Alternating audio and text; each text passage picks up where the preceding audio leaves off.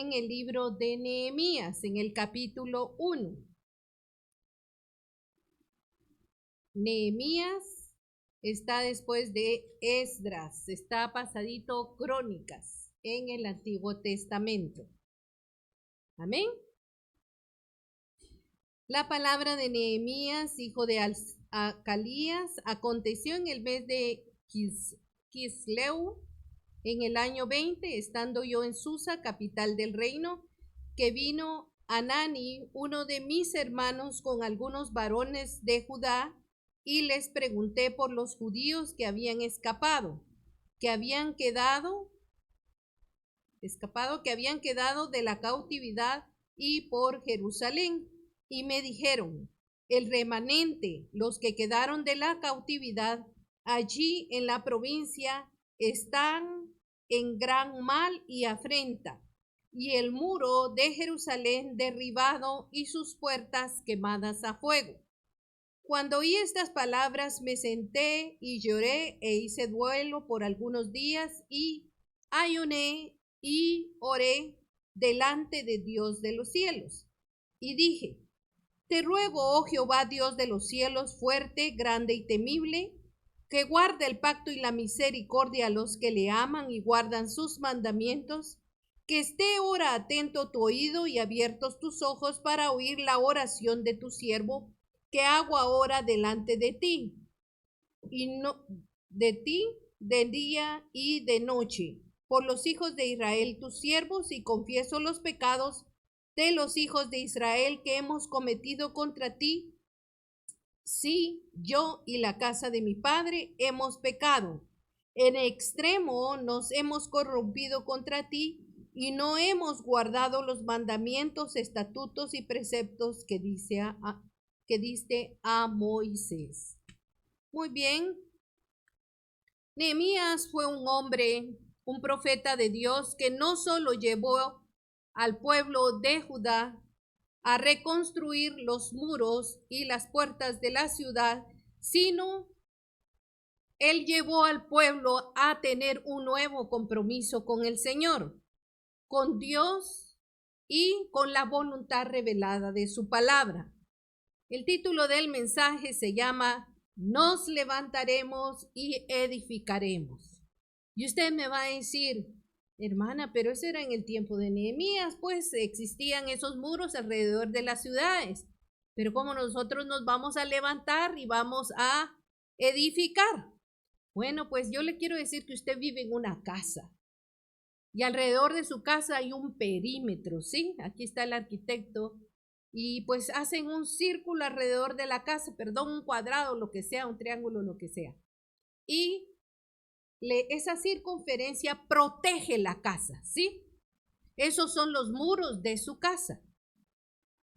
Y muchas veces esos muros tienen agujeros o tienen ladrillos dañados, y muchas veces hay que repararlos. Así es nuestra vida, pero en este caso, en el tiempo de Nehemías, estaban derribados, ¿sí? Y no solo eso, las puertas habían sido quemadas. Pero quiero que piense en los muros de su casa y en los muros de su vida, porque en eso nos vamos a centrar esta mañana.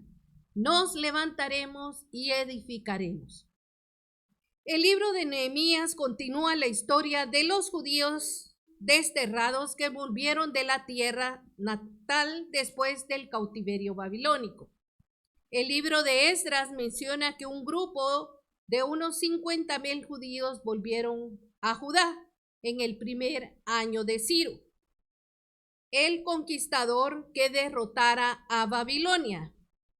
Nehemías llegó a Judá solo 12 años después de Esdras.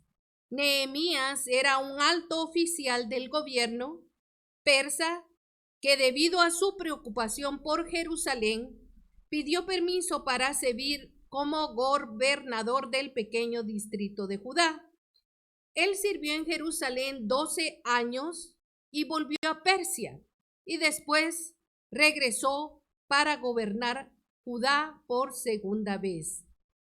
Nehemías era un hombre valiente, era un hombre de valor y era un hombre de compromiso, como los varones que tenemos aquí esta mañana. Nehemías describe la condición de las murallas de Jerusalén. Dice que estaban en ruinas, destruidas. Destruidas es que ya no servían, ¿verdad? Por la invasión enemiga, y las puertas habían sido quemadas en fuego. Sin muros y sin puertas estaba la ciudad. Estaba abierta a una invasión enemiga. Volvamos a lo que le decía. Si usted tiene un portón desbaratado en su casa o un agujero en su casa, es muy probable que pueda entrarse alguien a su casa, porque hay una abertura, si hay un lugar por donde entrar. Si tus muros espirituales están destruidos o también abiertos al ataque del enemigo, estás en un problema. Y eso quiero que hablemos esta mañana. Cuando Nehemías se decidió a reconstruir los muros alrededor de la ciudad de Jerusalén, encontró una poderosa resistencia de parte del enemigo. Cuando tú tienes que buscar a Dios, cuando tú tienes que inquirir en las cosas del Señor, el enemigo te va a presentar oposición, porque Él es el enemigo de tu alma y Él no quiere que busques al Señor y al Salvador. Pero nosotros tenemos que levantarnos y edificar esos muros y esas puertas, porque las puertas tienen que ver con el ataque del diablo hacia nuestras mentes. Cuando tú te decides a reconstruir los muros espirituales, pues también encontrarás oposición. Una similar a la que enfrentó el enemigo de Nehemías, que era Satanás. Los ataques están divididos en dos categorías principales. Hay ataques externos y hay ataques internos, ¿sí? La escritura que vamos a usar como base está en Nehemías 2:20, que dice: entonces le respondí y le dije, el Dios de los cielos, Él nos prosperará. Nosotros sus siervos nos levantaremos y edificaremos, porque vosotros no tenéis parte, ni derecho, ni memoria en Jerusalén. Cuando Nehemías dijo esto, vosotros no tenéis parte, ni derecho, ni memoria en Jerusalén, esta respuesta de Nehemías incluye varios aspectos legales de importancia. La expresión no tenéis partes y la referencia al derecho afirma que los enemigos carecían de autoridad legal sobre Jerusalén, como Satanás carece de autoridad legal sobre sus vidas si fueron compradas por la sangre del Cordero. La expresión memoria puede entenderse como una referencia al culto en el templo de Sanballat y Tobías, y tampoco tenían autoridad. ¿Sabe cuál es el problema, mi amado hermano? Que nosotros somos los que le damos derecho legal a Satanás que toque nuestras vidas. Pero Él no tiene derecho sobre nuestras vidas. Fue vencido en la cruz del Calvario. Amén. Los muros naturales de Jerusalén son simbólicos de nuestros muros espirituales. Isaías 60:18 dice: nunca más se oirá en tu tierra violencia y destrucción, ni quebrantamiento en tus términos, sino que a tus muros llamarás salvación y a tus puertas alabanza. Era lo que decíamos al orar. Cuando usted entra a la casa de Dios, ¿cómo entra? Entra con gratitud, entra con alabanza, entra con un cántico nuevo, porque dice la palabra: entraré por tus puertas con acción de gracias, entraré con alabanza en mi boca, porque Dios ha sido fiel. ¿Cuántos pueden testificar que Dios ha sido fiel? Amén. como humanos muchas veces hemos anhelado un nuevo comienzo. Más cuando hemos tenido situaciones muy difíciles en el pasado. Queremos un nuevo comienzo. No quiere decir que nuestro compromiso espiritual haya cambiado, pero de alguna manera pequeñas cosas, pequeñas zorras empiezan a afectar nuestra vida y nos enreda y no concuerda con lo que nosotros queremos llegar a ser o la visión que Dios nos ha dado o a donde queremos llegar. Necesitamos edificar estos muros. Necesitamos un nuevo comienzo que traiga una frescura del Espíritu Santo a nuestras vidas, un derramamiento de su presencia para que nosotros podamos edificar esos muros espirituales y un avivamiento en nuestra vida. ¿Sabe una cosa? Cuando alguien dice, queremos un avivamiento en la iglesia, el avivamiento no lo hace el pastor, el avivamiento no lo hace la iglesia, el avivamiento no lo hacen las sillas, el avivamiento lo hace cada cristiano lleno del fuego del Espíritu de Dios. Ese es el verdadero avivamiento. Es doloroso describir que aún después de una entrega sincera podemos caer. Miren, hermanos, usted pudo haber hecho una confesión muy seria al Señor, pero cae en algunos aspectos de su vida. Pecamos. De alguna manera, nuestro corazón tiene la tendencia a desviarse hasta el punto que de repente nos damos cuenta que necesitamos otra vez otra oportunidad de parte de Dios. ¿Cuántos necesitan una oportunidad? Yo la necesito. Todas las noches le pido al Señor, Señor, que termine bien mi carrera, que termine bien mis días sobre esta tierra. Señor, no quiero esa escritura de Eclesiastés que me da miedo. Donde el árbol cayere en esa condición, ahí quedará.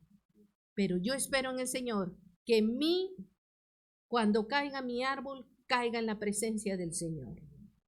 Nehemías se comprometió también con la purificación. No solo iba a construir los muros, sino iba a purificar al pueblo del estilo de vida que el pueblo actualmente tenía, haciendo que se ajustara a la ley.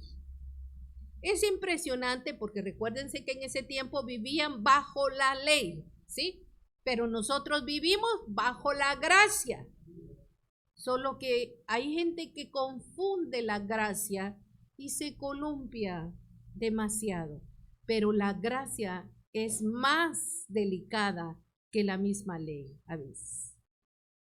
Bueno, es impresionante observar que aún con la presencia de Esdras en Judá, que enseñaba la palabra de Dios al pueblo, los judíos se habían apartado del compromiso total con el Señor. Y en la época de Nehemías era otra vez común los matrimonios mixtos. ¿Se recuerdan ustedes? Bueno, si los que han leído el libro de Esdras, que se casaban con extranjeras y era algo que Dios les había prohibido, ¿sí? Que por eso es que la Biblia tiene una advertencia para los jóvenes y les dice que no se casen con impíos, ¿sí? Tienen que casarse con alguien que camine en la misma fe. No podían casarse con mujeres extranjeras, era una prohibición de Dios. Sin embargo, lo seguían haciendo. Quizás las extranjeras tenían un buen tacuche, ¿verdad? Porque el diablo se pone buen tacuche. Y era normal hacer los negocios el día sagrado del Señor. Fíjese, hermano, disculpe que no puedo llegar, pero tengo un compromiso. Y solo hoy domingo me atienden. Entonces compraban y vendían en el día del Señor. Necesitamos examinar cómo estamos en nuestra dedicación al tiempo al Señor. ¿Nos pesa el domingo abrir el Zoom? ¿Nos pesa venir al Señor o realmente venimos con gozo? Yo espero este día, hermanos, espero verlos a ustedes. Me levanto con gozo en mi corazón, me levanto más temprano, soy algo dormilona, lo confieso, porque a veces me acuesto tarde, pero ¿sabe qué? Me cuesta levantarme, pero ese día me levanto más temprano para que me dé tiempo a hacer mis quehaceres y servir desayuno. Nehemías describe la condición de las murallas de Jerusalén. Dice que estaban en ruinas, ¿sí? Vaya capichando en su mente, destruidas por la invasión enemiga. Y las puertas dice que habían sido incendiadas. Sin muros y sin puertas, la ciudad estaba abierta a la invasión del enemigo. En Nehemías 3 menciona un significado simbólico, váyase a Nehemías 3 si quiere, pero no lo voy a hacer leer tanto. Un significado simbólico que se aplica a tus muros espirituales. Y yo pregunto a ustedes, ¿cómo están los muros de tu vida y de tu casa? ¿Cómo están sus muros? ¿Está protegida tu familia? ¿Sí? ¿Está segura tu casa? ¿Sí? ¿Está protegida tu vida por el Dios Altísimo? ¿Está segura tu salvación? Si hoy mueres, ¿estás seguro que vas al cielo? ¿Cómo están las puertas? ¿Cómo está el muro alrededor de tu vida? Las puertas, hay una puerta que se llama la puerta de las ovejas. Voy a mencionar las puertas. La puerta de las ovejas representa la obra de la cruz en tu vida. ¿Estás valorando el sacrificio que Jesucristo hizo por ti en la cruz del Calvario? ¿O ya lo tomas a la ligera? ¿Miras esos cuadros dolorosos que alguien de la invención humana? Eso no es comparado con lo que Jesús sufrió. Jesús sufrió en la cruz del Calvario para darnos vida. Él quiere que tengamos vida y que la tengamos en abundancia. No estás pagando tú el precio, lo pagó Jesús. Amén. La puerta de las ovejas, eso representa, dice en Juan 10:11, yo soy el buen pastor su vida da por las ovejas. Esa es una puerta que encontró quemada por el fuego. ¿Cómo está esa puerta en tu vida? Recuérdese, las puertas tienen una simbología del ataque de Satanás a tu vida. ¿Y el ataque a dónde viene? Viene a la mente, ¿sí? Si tú dejas que entre a tu mente, va a bajar a tu corazón. Y si baja a tu corazón, va a cobrar vida y va a salir por tu boca, ¿sí? Porque dice la palabra de la abundancia del corazón, habla la boca. Eso dice la palabra, amén. ¿Estás hablando cosas espirituales?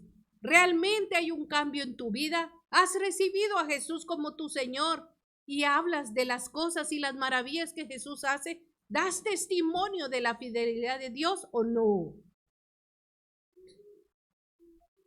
Veamos cómo está esa puerta. Solo usted y yo sabemos cómo están nuestras puertas. La puerta del pescado representa el testimonio cristiano en Nehemías 3:3. Pero yo le quiero leer Apocalipsis 12:11. Dice que el enemigo es derrotado por la palabra de su testimonio. Mire, hermano, usted a sus hijos no les tiene que hablar mucho si su testimonio es muy claro. Sus hijos van a saber quién es su padre. Hay a veces en las casas mucho wiri y pocos hechos, ¿sí? Mejor demos testimonio con nuestras vidas para que seamos un ejemplo para nuestros hijos.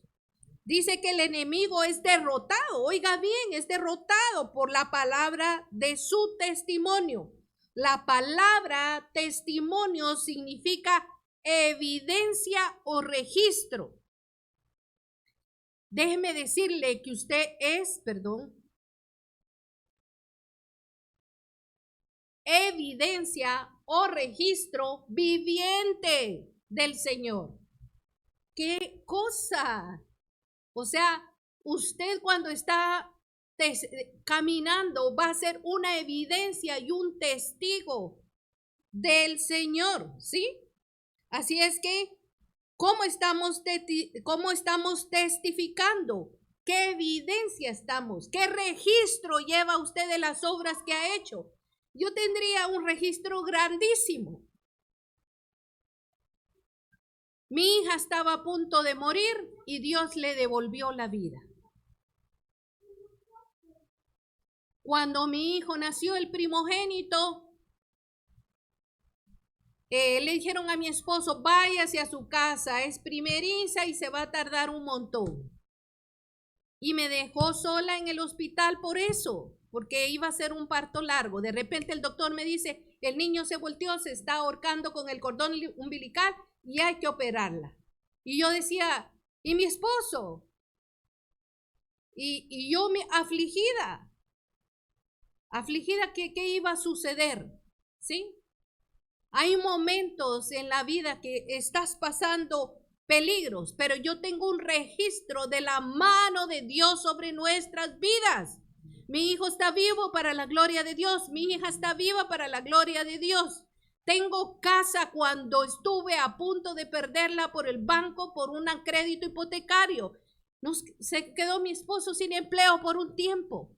Pero la casa es un testimonio de la misericordia de Dios sobre nuestras vidas. Yo llevo un registro en mi corazón de las cosas que Dios ha hecho por nuestras vidas. Y podría enumerarle muchas cosas. Esta casa, este templo es un testimonio de la gloria de Dios. Nosotros estábamos buscando un lugar y la persona llegó a la oficina a ofrecernos este lugar. Amén. Puedo dar mucho testimonio de todas las cosas que el Señor ha hecho. Llevo un registro. ¿Usted lleva un registro de eso?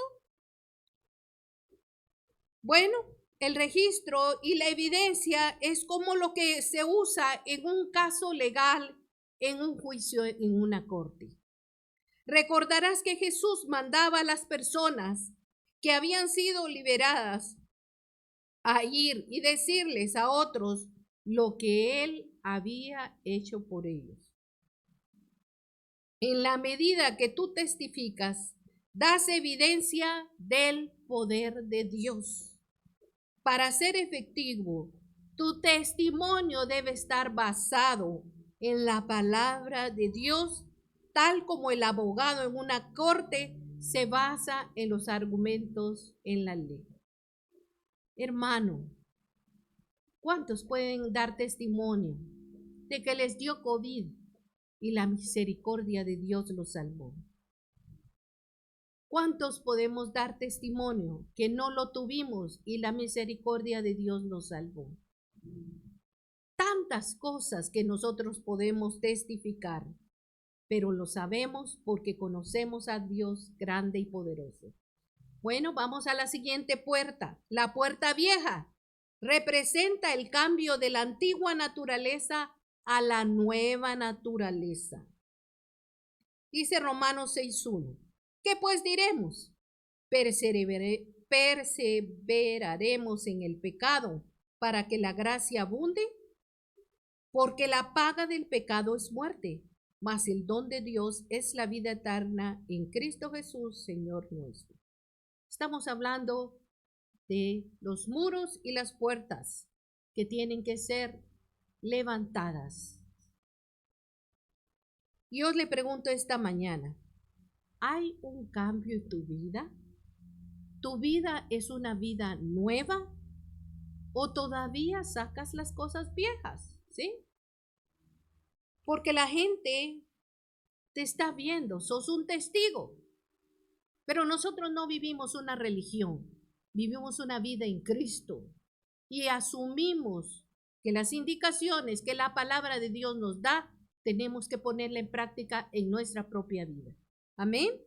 Por lo tanto, examina bien tu corazón si todavía esa vieja naturaleza sale en ti. Si todavía eres bravucón, si todavía salen malas palabras de tu boca, si todavía haces cosas que no le agradan al Señor, ¿sí? Si se atraviesa alguien en el carro, le mencionas la generación. Eso representa tu vieja vida, pero tu vida nueva no debe ser así. Examina cómo está tu corazón en esa área. Amén. Bueno, vamos a la puerta del valle. Había muchas puertas. Apenas estamos comenzando, no se me canse.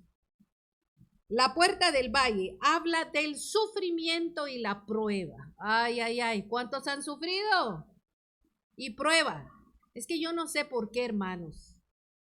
A la gente le dicen que entra al evangelio y todo va a ser color de rosas. ¿Quién dice que la vida que vivió Jesús sobre esta tierra cuando se hizo hombre fue color de rosas? Él sufrió, hermanos. ¿Y qué corona tiene usted y yo para que no suframos? Vamos a sufrir, pero agarrados de su mano, ¿sí? Vamos con Él, ¿sí? Él no nos dejará, dice, no nos desamparará, estará con nosotros todos los días hasta el fin del mundo. Anímese, hermano, qué cosa más maravillosa es tener el Dios que nosotros tenemos. Bendito, dice en 2 Corintios 1, 3, 5, Bendito sea el Dios y Padre de nuestro Señor Jesucristo, el Padre de misericordia y el Dios de toda consolación, el cual nos consuela en todas nuestras tribulaciones, para que podamos nosotros consolar a los que están en cualquier angustia, con la consolación con que nosotros mismos somos consolados de Dios. Porque de la manera que abunda en nosotros las aflicciones de Cristo, así abunda también por Cristo nuestra consolación. Qué maravilloso. No estamos solos, hermanos. Tenemos un Dios grande y poderoso. Amén. Gloria a Dios. Satanás nos aflige y tienta a los creyentes, pero el Señor Jesucristo nos da la victoria porque Él ya venció en la cruz del Calvario. Amén. Estar triste, estar de bajón, estar desanimado, estar decaído. Esto incluye sentimientos de desesperanza, pero nosotros no, nosotros tenemos esperanza. También da desaliento. Cuando alguien está en prueba, tiene desaliento, hay abatimiento. La depresión incluso puede llevar a personas al suicidio debido a esos sentimientos de desesperanza que produce una pena o un incontrolable dolor o llanto. El enemigo usa esas situaciones del sufrimiento al pasar por una prueba. Pero amados hermanos, Dios necesita quitar impurezas de nuestra vida. Y a veces es a través de la prueba que Dios nos quita las cosas que no debemos tener en nuestra vida. Muy bien, vean, vamos a la puerta de la basura. La puerta de la basura representa las obras de la carne que deben ser eliminadas. Y usted va a decir, hermana, ¿y cuáles son las obras de la carne? Pues muy bien, hermano, le digo que están en Gálatas 5, 19, 21. Y dice, y manifiestas son las obras de la carne que son adulterio, fornicación, inmundicia, lascivia, idolatría, hechicería, enemistades, pleitos, celos, iras, contiendas, disensiones, herejías, envidias, homicidios, borracheras, desenfrenos y cosas semejantes a estas, de las cuales os denuncio, como yo también ya os denuncié, que los que hacen tales cosas no heredarán el reino de Dios.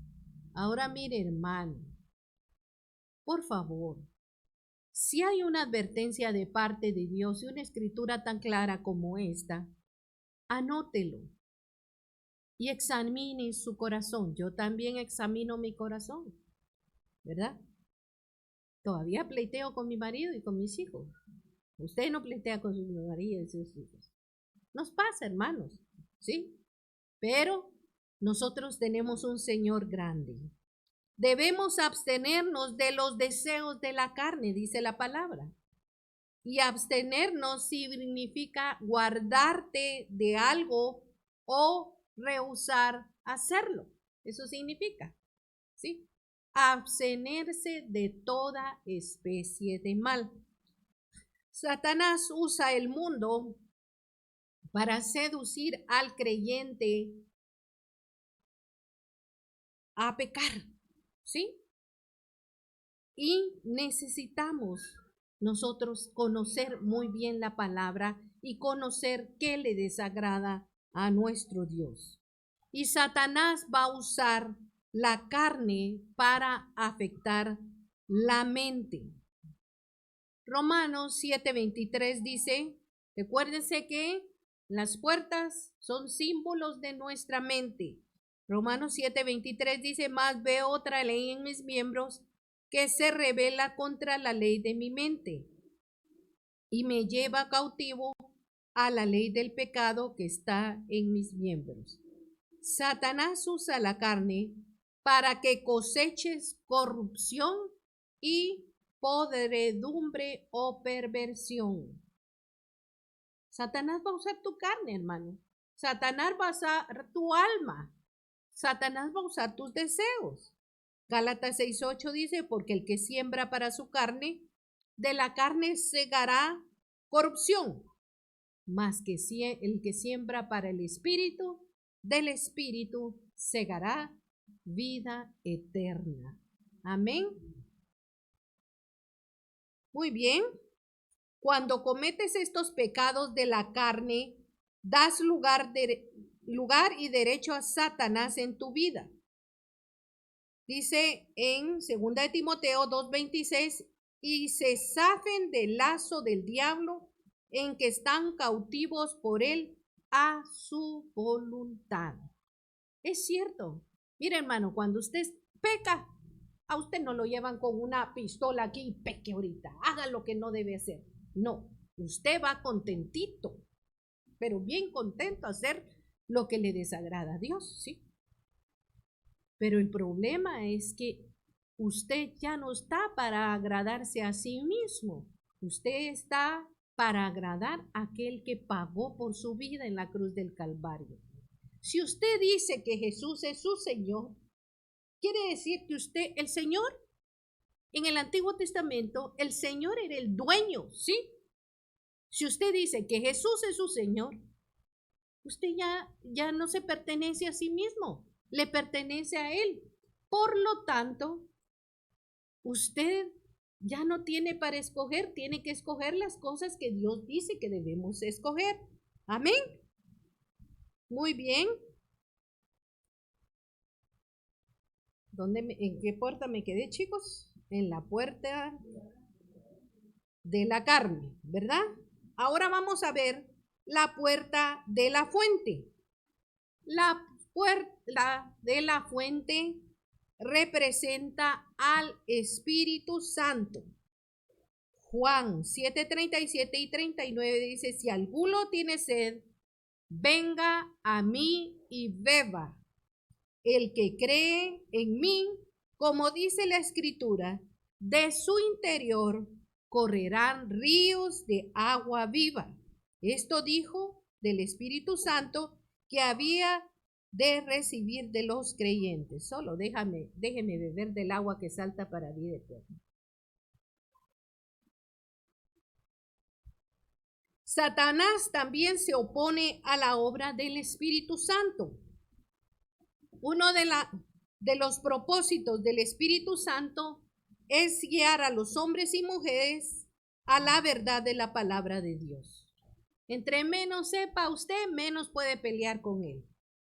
Cuando un abogado o un juez está en una situación legal, él tiene su libro como estos, pero más grueso así. y se remite a la ley, ¿sí? Y en base a eso es que ellos aplican la ley, ¿cierto o no es cierto? ¿Sí?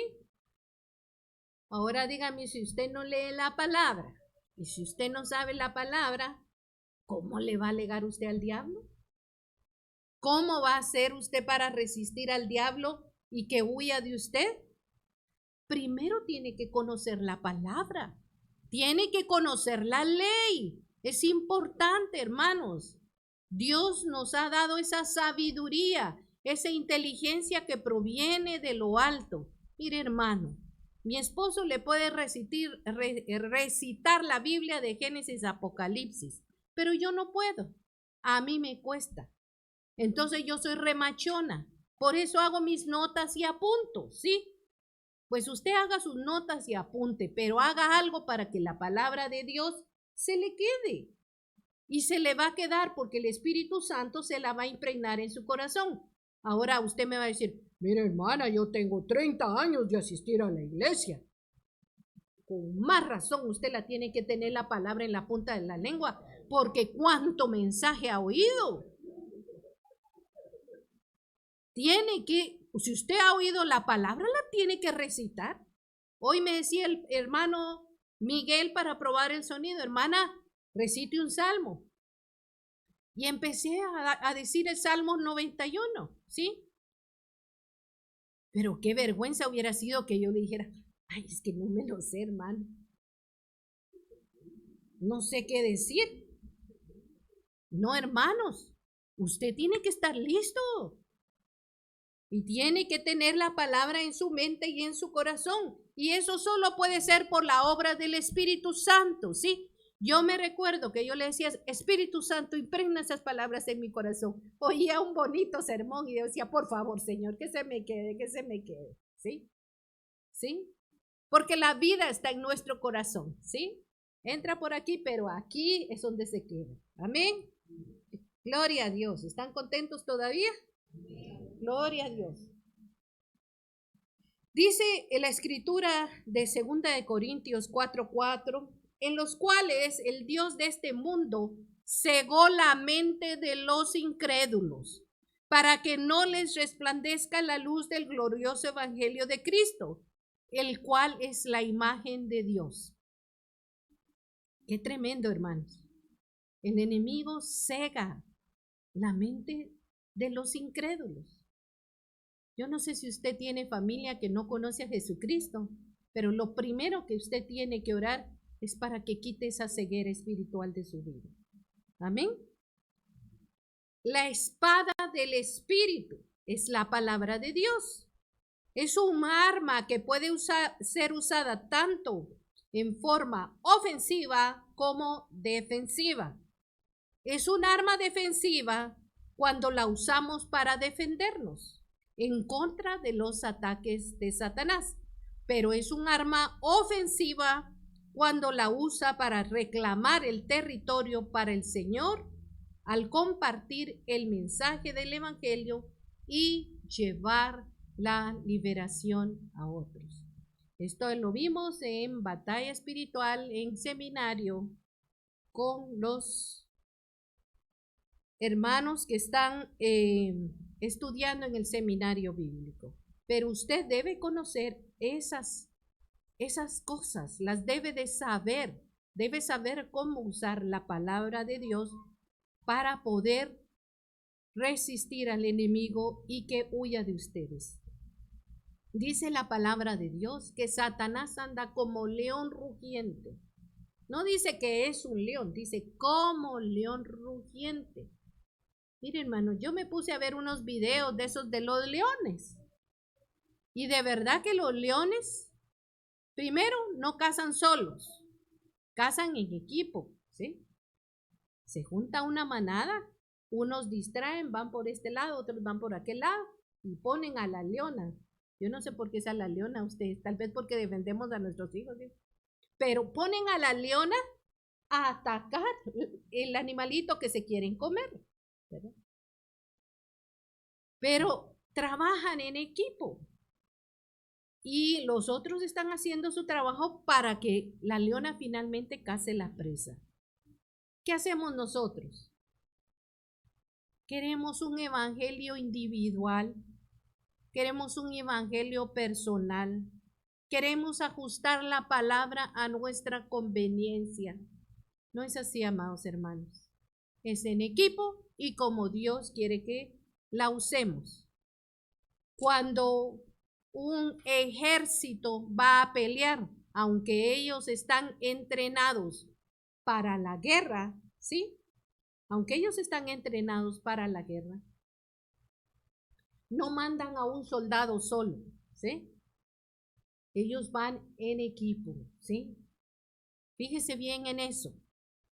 ¿Cómo están peleando ustedes? ¿Está peleando usted una guerra solo? ¿O todos en familia están de acuerdo en lo que ustedes están haciendo? Use la palabra, la espada del Espíritu. Muy bien, vamos a otra puerta porque el tiempo nos avanza. La puerta del agua representa la palabra de Dios. Esa puerta está en Nehemías 3:26, pero voy a leerles la escritura de Juan 4:10-14. Si usted quiere saber de qué habló hermana Beatriz en su prédica, de Nehemías 1-6, pero le voy a leer Juan 4. Respondió Jesús y le dijo, cualquiera que bebiere de esta agua volverá a tener sed, pero el que bebiere del agua que yo le daré no tendrá sed jamás, sino que el agua que yo le daré será el agua en él, una fuente de agua que salte para la vida eterna. El agua representa la palabra de Dios también. El agua nos limpia, el agua nos purifica, ¿sí? El agua es una necesidad en nuestra vida. Nuestro cuerpo es más agua, ¿sí? Que sangre, ¿sí? Vamos a ver la puerta del caballo. Representa la guerra del creyente.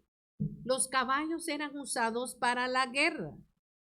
Efesios 6:17 dice, por lo demás, hermanos míos, fortaleceos en el Señor y en el poder de su fortaleza, vestidos de toda la armadura de Dios, para que podáis estar firmes contra las acechanzas del diablo. Porque no tenemos lucha contra sangre ni carne, sino contra principados, contra potestades, contra gobernadores de las tinieblas de este mundo, contra malicias espirituales en las alturas. Hermano, usted no tiene que pelear contra carne. Nuestra pelea es espiritual. Así es que cuidadito con agarrarla contra un hermano. No puede usted agarrarla ni contra un hermano ni contra otra persona. Nuestra guerra es en el espíritu, ¿sí? ¿Qué hizo Nehemías cuando vio esta situación? Oró y ayunó. ¿Qué está haciendo usted? ¿Poniéndose bravo, viendo que saca, cómo ataja al enemigo? No. Utilice la oración, doble su rodilla, ayune, use la palabra de Dios. Amén. Bueno, la puerta oriental habla de la esperanza del creyente en el retorno de Jesús. Yo no sé ustedes qué piensan, pero el mundo cada vez está peor, ¿sí? Miren, ahora se inventaron que hay otro COVID, ¿verdad? Ahora se inventaron que la mascarilla que nos ponemos en la cara, que esto, el mismo dióxido de carbono que nosotros emitimos nos puede enfermar. ¿Sí? ¿Qué más han inventado? Un montón de cosas. Hubo la guerra de Ucrania con Rusia y nosotros pagamos los platos, ¿sí? Nos subieron la gasolina, nuestra canasta básica ha subido un 40%, ¿sí? Que la inflación nos va a alcanzar y que el pueblo se va a empobrecer. Todo lo que sucede en nuestro entorno. Pero ¿sabe qué? Nosotros estamos esperando a nuestro rey. Así es que esta no es nuestra ciudadanía. Vamos de paso, ¿sí? Nosotros tenemos vida eterna en Cristo Jesús. Dormiremos en un día. Pero cuando abramos los ojos estaremos en el cielo. Amén. y esperamos el retorno de nuestro Salvador. Esperamos ese rapto de nuestro Señor. No inmediatamente, hermanos, porque nosotros queremos que las almas se salven. Y por eso seguimos predicando la palabra y queremos que la gente venga a Cristo. Muy bien. En Ezequiel 4:43, 1 y 2 dice: luego me llevó a la puerta que mira hacia el oriente. Y he aquí la gloria de Dios de Israel, que venía del oriente, y su voz era como el sonido de muchas aguas, y la tierra resplandecía a causa de su gloria. Yo no sé si usted se imagina, pero trate de darle ese sentido a la palabra. Imagínese el ruido de muchas aguas. Hermanos, ¿quién no va a temer a un mar embravecido? Dígame usted. Y si usted va en un subcrucero de unos 15 pisos y el buque haciéndose así, ¿sí? De verdad. Pero dice que su voz era como estruendo de muchas aguas. A veces resulta que decimos, ¿qué dijiste? Es que no oí. Pero mire, hermanos, cuando venga el Señor, le vamos a oír y lo vamos a ver si estamos vivos. Y si estamos muertos, lo encontraremos en los aires. Amén. Gloria a Jesús. Así es que, ¿cómo está su esperanza? Vuelvo a recordarle que estamos hablando de las puertas y estamos hablando de los muros que tenemos que edificar. Estos son los muros espirituales que Satanás ha puesto en la mira para destruir nuestra vida. Las puertas que le he mencionado. Él quiere destruir su alabanza, quiere destruir su testimonio cristiano, quiere destruir la obra de la cruz en su vida, quiere que usted sufra, quiere quitarle el gozo del Espíritu Santo, quiere alejarle del estudio de la palabra de Dios para que usted no actúe conforme a sus verdades. De tal manera que sus muros espirituales incluyen, oiga bien lo que incluye, los muros de salvación y sus puertas de alabanza. La obra en la cruz en tu vida. El testimonio cristiano que estás dando. La vieja vida cambiada a una nueva naturaleza. El sufrimiento y la prueba. La eliminación de las obras de la carne. La obra del Espíritu Santo en tu vida. La palabra de Dios. La guerra espiritual que tienes que librar contra el enemigo. La gloriosa esperanza del regreso de Jesús. Hagamos una autoexaminación de estos puntos que hemos dicho y veamos cómo estamos para saber cómo están nuestros muros. En los días de Nehemías, esa tierra de Judá que era pequeña había disminuido aún más. Sin embargo, Nehemías tomó la decisión de ir a vivir a ese lugar, a esa tierra insignificante, en vez de mantener su importante posición en la capital de Persia. Él era un gobernador, ahí tenía todo lo que él quería, tenía riquezas.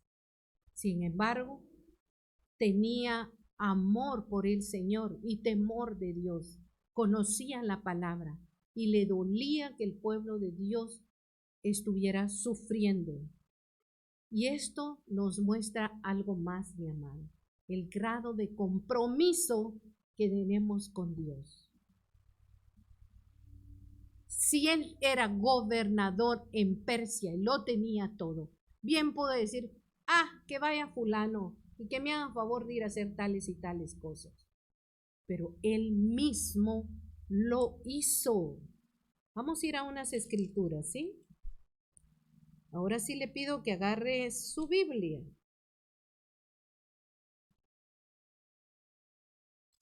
Siempre ahí en Nehemías, vamos a irnos al capítulo 2. El versículo 1, sucedió en el mes de Nisán, en el año 20 del rey Artajerjes, que estando ya el vino delante de él, tomé el vino y lo serví al rey. Está hablando Nehemías. Y como yo no había estado antes triste en su presencia, me dijo el rey, ¿por qué estás triste? ¿Por qué está triste tu rostro? Pues no estás enfermo. No es esto, sino quebranto de corazón. Entonces temí en gran manera. ¿Saben por qué temió Nehemías? Porque una persona que servía al rey no podía estar triste. En ese momento el rey tenía autoridad para matarlo, porque no podía estar una persona cabizbaja, enferma o triste delante del rey. Tenía que estar completamente bien. Por eso temió Nehemías. Y dije al rey, para siempre viva el rey. ¿Cómo no estará triste mi rostro cuando la ciudad, la casa de los sepulcros de mis padres, está desierta y sus puertas consumidas por el fuego? Me dijo el rey, ¿qué cosa pides? Entonces oré al Dios de los cielos. Miren, hermanos, a veces vamos a orar y no sabemos ni lo que le vamos a decir a Dios. Haga una su lista. Si no se le queda, haga una su lista de lo que usted va a hablar con Dios.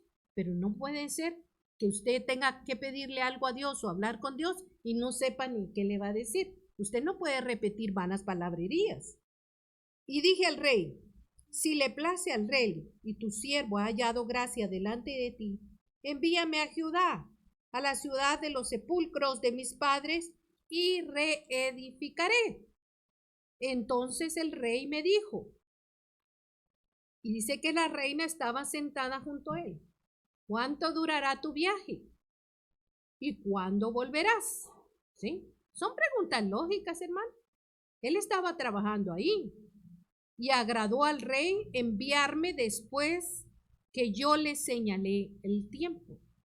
Además dije, si le place al rey que se me den cartas para los gobernadores al otro lado del río, para que me franqueen el paso hasta que llegue a Judá. Y carta para Asaf, guarda del bosque del rey, para que me dé madera para enmaderar las puertas del palacio, la casa y para el muro de la ciudad y la casa en que yo estaré, y me lo concedió el rey según la benéfica mano de mi Dios sobre mí. ¿Se dan cuenta qué tipo de oración hacía este hombre? Le dijo claramente al rey lo que quería, ¿sí? Pidió lo que necesitaba. ¿Qué necesitas tú? ¿Estás pidiéndole a Dios lo que realmente necesitas? ¿Tienes claro lo que le estás pidiendo al Señor? ¿O solo hablas y no crees lo que estás diciendo? Mire que Nehemías estaba como en la balanza cuando estaba hablando con el rey. Porque bien el rey le hubiera dicho no, pero no cabe duda, oiga bien, que su testimonio era bueno. Porque el Señor, el rey le otorgó todo lo que él pidió. Hasta le dio cartas y le regaló su madera del bosque. Imagínense, ¿sí? Muy bien, apunten eso. Su oración debe ser clara y deben de pedirle a Dios lo que necesitan. Sean específicos, ¿sí? No hagan vanas palabrerías delante de Dios. El pueblo dice que estaba desanimado consigo mismo y con su futuro, como estaban los muros derribados. Pero ¿sabe qué? Nehemías no estaba derrotado ni desanimado. Cuando volvió, hizo una investigación para saber las tareas que debería de hacer y hizo los planes en secreto, ¿sí? Cuando usted no tiene visión hacia dónde va cualquier camino le parece bien, pero tenemos que tener una visión. Si usted va a montar un negocio, tiene que saber cómo lo va a montar. Tiene que saber cuáles son sus ganancias y cuáles son los pagos que tiene que ejecutar. Cuáles son los pagos de sus proveedores, cuáles son los pagos de sus empleados. Pero tiene que tener una visión clara de lo que va a hacer. Él vio, dice que hizo una lista y vio lo difícil de la condición de Jerusalén. Pero él usó un arma, usó la oración. Fíjense bien, hermanos, la oración de él fue práctica, ¿sí? Y lo práctico lo llevó a lo espiritual, ¿sí? Él pidió lo que él necesitaba, porque lo que él necesitaba pedir era lo que le iba a servir para ponerse en acción, ¿sí? También hizo una oración de confesión, se identificó con su pueblo y aceptó las responsabilidades de los pecados de ese pueblo. También en su oración tomó la acción y puso guardas contra los enemigos. O sea que Nehemías no solo se levantó, edificó, puso guardas y puso manos a la obra a trabajar a cada uno. ¿Sí? Preparó esa misión, inspeccionó los muros, hizo planes para la reconstrucción, contempló cómo hacer la ofensiva y la defensiva con el enemigo. Cuando usted va a ver un terreno porque va a hacer una construcción, ¿qué es lo primero que hace? Examinan el terreno, ¿sí? Para ver si lo tienen que emparejar, no sé si la tierra es apropiada para construir. Antes se hacía mucho. Yo me acuerdo que no se podía construir si la municipalidad no llegaba a hacer una inspección. No sé cómo funciona en estos tiempos, pero no miro que sea igual, no sé. Cuando Nehemías, acto después de pedir esas cosas que él necesitó, llamó al pueblo a reconstruir los muros para que no pasaran vergüenza. Y su respuesta fue inmediata. Y vinieron a trabajar con él. Y dice que la gente, cuando los enemigos, cuando empezaron a verlo, dice que se disgustaron. ¿Viene alguien a procurar el bien de Israel? Se molestaron. ¿Sí?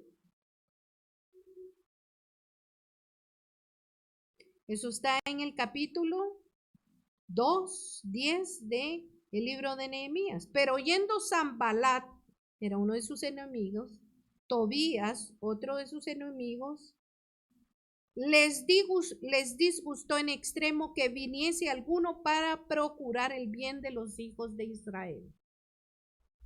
Cuando usted está haciendo cosas buenas, el enemigo se va a levantar, pero no se preocupe. Mayor es el que está en nosotros que el que está en el mundo. Y Dios no nos ha dado un espíritu de cobardía. Cuando Nehemías decidió construir los muros alrededor de la ciudad de Jerusalén, pues encontró esa poderosa resistencia. Número 1, crítica. ¿Qué estás haciendo? Estaban en contra del proyecto de reconstrucción y trataron a toda costa de evitarlo. Se burlaban y se mofaban de Nehemías. Y Nehemías se convirtió en un blanco para las lenguas. El enemigo trató de derrotarlo mediante la burla de otros. Satanás va a usar la lengua de otros para desanimarte y derrotarte.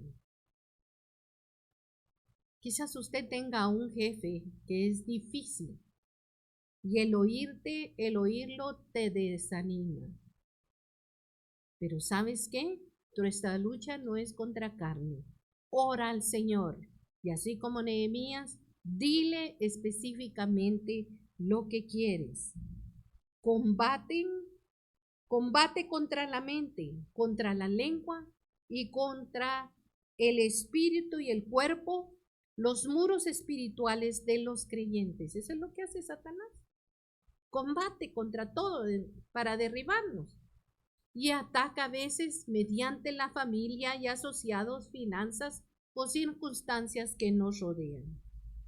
Entonces usó la crítica directa, usó la burla y la mofa, pero también usó falsas acusaciones.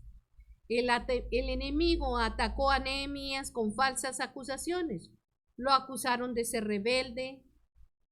Y recuérdense que Satanás es llamado el acusador de los hermanos. Él usará a otros para acusarte, como también pondrá pensamientos de acusación en tu mente, ¿sí? Cuando Pablo advirtió a los creyentes de Corintios de no ser ignorantes de las ardides del diablo, la palabra griega ardides significa planes. Sí, pero hagamos una pausa. Si el diablo tiene planes, ¿no le parece a usted ilógico que nosotros no tengamos planes? Nosotros deberíamos de tener planes en nuestra vida. Bueno, dice que la palabra griega ardides significa planes y proviene de la misma palabra usada para mente. O sea que el ataque del enemigo para su vida es en su mente. Pero si usted lo resiste aquí, el dardo que viene con la palabra de Dios, él va a huir. En otras palabras, los primeros asaltos de Satanás ocurren en nuestros pensamientos. Te vas a morir. ¿Sí? ¿Cuántos han tenido un ataque de esos? Te vas a morir. Bueno, la Biblia dice que vamos a dormir. Y si me duermo, voy a despertar allá, en un cielo nuevo y una tierra nueva, en un mundo mejor. ¿Sí? Pero ya no le tenga miedo a la muerte. No se asuste por eso. Sea que vivamos o sea que moramos, somos del Señor. Amén. Entonces, Él ataca su mente. La mente es el campo de batalla principal en la guerra espiritual. Cada ataque de Satanás involucra tu mente. Miren qué tremendo. Por eso dice la palabra, llevando cautivo todo pensamiento a la obediencia de Cristo Jesús. Usted siente que se le está yendo la mente porque se nos va, hermanos, con pensamientos o cosas. En ese momento, en el nombre de Jesús, tengo el yelmo de la salvación. Llevo cautivos mis pensamientos a la obediencia de Jesucristo. Amén. Tengo la mente de Cristo. Romanos 8, 6, 7 dice, el ocuparse de la carne es muerte, pero el ocuparse del Espíritu es vida y paz, por cuanto los designios de la carne son enemistad contra Dios, porque no se sujetan a la ley de Dios, ni tampoco pueden. ¿Sí? Fíjense las armas que usó el enemigo aquí, con Nehemías. La distracción. El enemigo trató de que se le uniera Nehemías a una reunión. Dios no lo ha llamado a que usted comulgue con el enemigo, ni que se siente en silla de escarnecedores. ¿Sí? Eso no lo acepta el Señor. Por eso dice, bienaventurado el varón que no anduvo en consejo de malos, ni en mesa de escarnecedores, no en silla de escarnecedores se ha sentado, sino que en la ley de Jehová medita de día y de noche, ¿sí?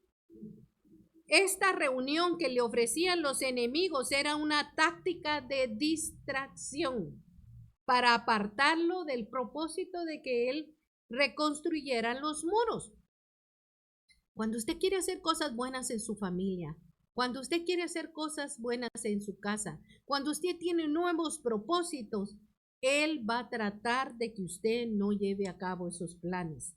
La distracción es todavía una de las estrategias principales de Satanás. Hay gente que no va a la iglesia porque hay un partido de fútbol. Está jugando el Real Madrid con no sé quién. ¿Sí? O el Bar. No sé, no me sé los nombres. Pero, en fin, no van a la iglesia.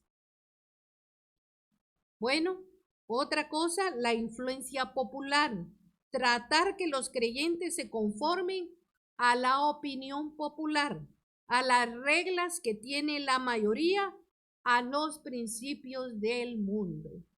No podés sonarle a tu hijo en las nalguitas. No, lo vas a traumar. No podés corregir a tu hijo. ¿Quién dice que no? La Biblia dice, instruye al niño en su camino, y aun cuando fuere viejo no se va a apartar de los caminos de Dios. Dice que la vara está sobre la espalda del necio. Tampoco le estoy diciendo que agarre una vara y le dé en la espalda, pero sí lo puede corregir. Los niños malcriados, los niños berrinchudos, los niños consentidos dan problema. Usted tiene que criarlos bien y tiene que educarlos bien y no se trauman, ¿sí? No se trauman. Bueno, el compromiso. Nehemías rehusó comprometerse con el enemigo. Satanás promueve el conformarse. Él trata de convencer al creyente de que algo está bien solamente porque otros lo están haciendo. Amenazas y temor. Mucha gente se siente amenazada y con temor, ¿sí? Bueno, cuando nos metieron esto del COVID, nos sentíamos con temor, hermano. Yo nunca había sentido tanto temor como en esa época. Tuve que luchar con mi mente, con mi corazón, ¿sí? El enemigo hizo temerosas amenazas en contra de Nehemías y sus trabajadores. Satanás sabe que el miedo paraliza, pero que la fe energiza a los creyentes. Si en vez de una subbebida energética, use la fe para ser eficaz en el trabajo del Señor. Otra cosa que usó Satanás, peleó e impedía. Algunas veces viene abiertamente para atacar e impedir, pero resistamos al enemigo. Usó la conspiración, una conspiración o complot fue de hecho en contra de Nehemías. Juan 10:10 dice, el ladrón no viene sino para matar, robar y destruir. Pero yo he venido, a veces leen solo lo primero, pero dice, pero yo he venido para que tengan vida y para que la tengan en abundancia. Amén. Ataque en tiempos vulnerables, ¿sí? Los mayores ataques del enemigo vinieron cuando el muro estaba medio terminado, porque este fue un tiempo estratégico. Ellos empezaron a construir y cuando ya iban a medio tanto, el enemigo empezó a molestarlos otra vez. Igual le sucedió a Jonás. Jonás se desanimó después del mayor avivamiento que nunca había experimentado. Lo pueden leer en Jonás 3:4. David también se desmayó. Cayó en pecado después de un tiempo de una gran victoria en su vida. Hasta ese momento él no había conocido la derrota militar, pero una mujer lo derrotó y lo hizo caer. Sansón cayó en el pecado cuando él comenzó a liberar a Israel de las manos de los filisteos. Qué tremendo. Tenía una debilidad con las mujeres, de ir con mujeres extranjeras, ¿sí? Por eso dice a los varones el Señor, deleítate con la mujer de tu juventud. Si Dios te dio una mujer, aprende a deleitarte con la mujer de tu juventud. No tienes que ir a tomar agua de otras cisternas. Ataques internos son aquellos que proceden desde dentro del cuerpo de Cristo. El desánimo, el desaliento, la disensión, creyentes débiles. El desánimo significa estar sin aliento. Yo no sé, hermanos, pero esta generación a veces vive sin aliento. Mi esposo dice que empezó a trabajar a los 7 años. Y dice que su papá cada vacaciones o tiempo lo mandaban con un herrero, con un carpintero, con qué, hasta con un panadero. Pregúntele a mi esposo y él hasta pan dice que le enseñaron cuando era pequeño. Hoy los niños enfrente, capturizados ahí en el Nintendo, no hacen otra cosa. Pero la verdad es que antes no había eso que uno se sintiera sin aliento, haragán o perezoso. No, era alegre, ¿verdad? Nosotros fuimos a celebrar el cumpleaños de mi esposo y cuando fuimos a comprarlo, él dijo, voy a comprar unos recuerdos porque me recuerdan mi juventud. Compró un capirucho, un trompo y no sé qué cosas porque le recordaban su juventud. Hoy los patos no saben jugar nada de eso, ¿verdad? Mis hijos cuando estaban chiquitos había un pasillo, yo ya les conté, vivía cerca de un corredor y ellos salían a jugar fútbol hasta que se ponían zambos. Hoy no, los patojitos no juegan, ¿verdad? Cansados de estar sentados en el Nintendo. Muy bien. Desanimados, sin desaliento, ¿sí? Los trabajadores se desanimaron, lo que afectó la pérdida de fuerzas. Cuando hay desaliento, usted pierde la fuerza, hermano. Por eso tiene que usar la fe.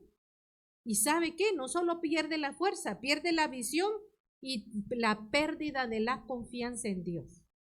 Cuando usted se desanima, hace esas tres cosas. Se las repito porque nos pasa a todos. Pierde la fuerza, pierde la visión y pierde la confianza. Disensión. Si Satanás divide el cuerpo de Cristo, nos hace inefectivos. Estamos ocupados peleando entre nosotros. Es que la queda no me saludó. ¿No viste la cara que me hizo? No, es que mira que aquella no sé qué. Hoy no me dijo hola. ¿Sí? No, hombre. Motivos equivocados están siempre atrás de la disensión. Creyentes débiles. Mire, hermano, en la fe hay creyentes fuertes y hay creyentes débiles. Por eso la palabra dice, los fuertes levanten a los débiles. Si usted es fuerte, gloria a Dios. Si usted es débil, deje que un fuerte le levante. Amén. El enemigo usó trabajadores débiles para tratar de destruir el proyecto de construcción. Bueno, ustedes que trabajan en construcción saben que qué tremendo si se queda una obra a medias, ¿verdad? Nosotros a veces venimos en el carro con mi esposo y pasamos por un lugar y hay como 2 casas de 2 pisos a medio terminar, pero desde hace mucho tiempo. Ay, le digo a mi esposo, si a mí me regalaran ese lugar, yo lo arreglo, le pongo techo y habilito esas casas para alguien, ¿sí? ¿Cómo es posible que haya gente que haya levantado las paredes, dejado eso a medio tanto y no siguió? ¿Verdad? Lo dejaron a la mitad. Contra estrategias espirituales que usó Nehemías. Bueno, Nehemías examinó los muros. Y hoy te pido en el nombre de Jesús que examines tus muros, las de tu vida espiritual, los de tu casa, los de tu familia, y chequear si se ha deslizado el enemigo dentro de tu vida espiritual o de tu casa, o nosotros examinamos con el pastor dentro de la congregación. Dice en 2 Corintios 13:5, examinaos a vosotros mismos si estáis en la fe, probaos a vosotros mismos, ¿no os conocéis a vosotros mismos que Jesucristo está en vosotros, a menos que seáis reprobados? Esto implica hacer un acto de examen porque ello resulta en el reconocimiento de las áreas de tu vida. Tenemos que ver cómo está nuestro corazón, confesar nuestros pecados, reconocer que no podemos reconstruirlos solos, necesitamos al Señor, ¿sí? Cuando los trabajadores de Nehemías dijeron, nosotros mismos somos incapaces de reconstruir el muro, fue una declaración verdadera. Se necesita el poder de Dios para reconstruir nuestras vidas y hacer lo recto delante de Dios. La otra cosa es que tenemos que levantarnos. Si usted no toma una acción de levantarse y construir o edificar, pues no va a esperar usted que el vecino venga y le venga a decir las cosas, ¿verdad? No, usted tiene que hacerlo. Tiene que levantarse y reconstruir, ¿sí? No te distraigas. Rehúse a ser distraído por el enemigo. Identifique al enemigo y sus estrategias en su vida. ¿Qué lo ha desanimado? ¿Qué le ha traído perjuicio a su vida? Y usted desarrolle las contraestrategias espirituales con la palabra de Dios. Enfrente al enemigo de su vida y proteja esos muros, protéjalos con la palabra de Dios. Yo cuando me es difícil dormir, ya se los he comentado otras veces, empiezo a reprender y digo en el nombre de Jesús que sean limpios los aires de esta casa. Todo espíritu inmundo que haya venido a quitarme el sueño se va fuera en el nombre de Jesús. Hablo una atmósfera de paz, de bendición y declaro que no se dormirá el que guarda a Israel. Y empiezo a declarar la palabra de Dios. En paz me acostaré y así mismo dormiré, porque solo tú, Jehová, me haces dormir confiado. Empiezo a declarar la palabra y, por supuesto, me quedo bien dormidita. Construye el muro. Nosotros pues trabajamos en la obra y la mitad de ellos, dice, tenían lanzas en sus manos y estaban así trabajando y con su lanza hasta que salían las estrellas. Y Nehemías puso atalayas. Si son esposos, dígale a la esposa, si ves algo en mí, me lo decís. Y lo mismo tú y él a ti. Pero levanten atalayas, ¿sí? Coloca la atalaya sobre los muros espirituales. El atalaya era el que daba la voz de alarma, que el enemigo venía, ¿sí? Levántate y edifica esos muros espirituales de tu vida espiritual. Nehemías era un hombre de carácter valeroso, era temeroso de Dios, era un hombre de oración. Su oración era específica y era clara, y sabía enfrentar la oposición. Y él determinó reconstruir los muros. Hermanos, voy a terminar con esto. Le pido que se ponga esa armadura de Dios para resistir esos dardos del enemigo. Que ciña su cintura con la verdad, que le protege del engaño. Que se revista con la coraza de justicia, que le protege de la impiedad. Que ponga el calzado de los pies con el apresto de la paz, que lo protege de la confusión. Que tome ese escudo de la fe, que lo protege de la incredulidad, y que tome el yelmo de la salvación, que lo protege de la esclavitud del yugo de Satanás sobre su vida. Nehemías era un hombre espiritualmente fuerte, y es mi deseo esta mañana que usted sea hombre, sea mujer, sea joven, sea niño, sea firme espiritualmente en el Señor. Vamos a orar para concluir este servicio. Padre bendito, en el nombre de Jesús, tú conoces a tus hijos, Señor, los conoces por nombre, conoces las luchas que hay en sus vidas. Conoces los ataques que han venido a esas puertas espirituales en su vida. Pero tú los mandas esta mañana a levantarse y a edificarse. Ellos tienen que tomar una acción de levantarse, una acción ofensiva contra los ataques del enemigo, Señor. Y esta mañana, Señor, yo te pido, Señor, que un espíritu de valor venga sobre cada uno de ellos para defender el territorio que tú les has entregado. Padre, en el nombre de Jesús, Señor, que estas puertas espirituales sean reedificadas en su vida, de tal manera, Señor, que puedan vivir vidas victoriosas en Cristo Jesús. Señor, clamo por ese espíritu, Señor, de valentía, Señor. Clamo, Señor, el poder de tu Espíritu Santo en cada casa, Señor. Señor, que los muros de cada casa de mis hermanos estén edificadas, Señor, de tal manera que la protección sobrenatural esté sobre sus vidas, Señor. Padre, que ellos estén firmes con esa espada en sus manos para que puedan resistir con la palabra de Dios todo ataque del enemigo, Señor. Yo clamo, Señor, en el nombre de Jesús, que el yelmo de la salvación, Señor, esté sobre cada uno.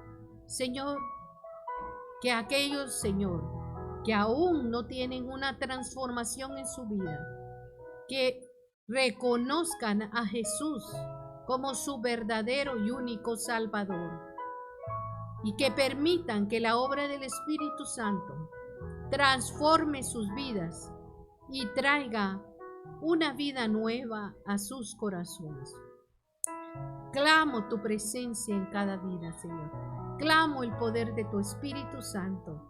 Y Padre, que esa palabra que ellos han escuchado por años cobre vida en sus corazones, Señor, y sean testigos fieles para alcanzar al perdido.